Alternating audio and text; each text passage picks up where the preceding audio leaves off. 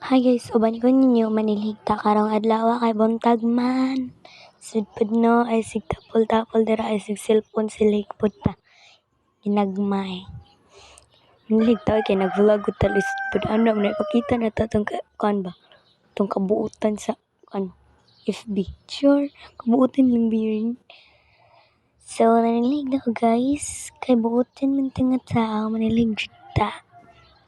So, magkuha na pajama guys kay magpajama ko kay tunaw kayo guys. So, mga so, na. Ana, manudlay na rin ta dira guys. Kuha na tag sudlay. Manudlay. Grabe ka naman dyan, Rika Jin. Ay. So, magkuha din tag slick smile sa ato ang bangs kay aron dili manindog. Tapos ato na din ang habuan. Ato na din ang kuhaan. Di ba ang galing? Gamay na lang gina siya guys. Butang na dira tas para dili ka ay ana na siya guys. Mahapisay na din imong buhok. Ana na. So check out na guys. Tara na siya sa Shopee. Tas manudlay na pud tagot ro ka aron di makagkag yun. In fairness gyud na ay.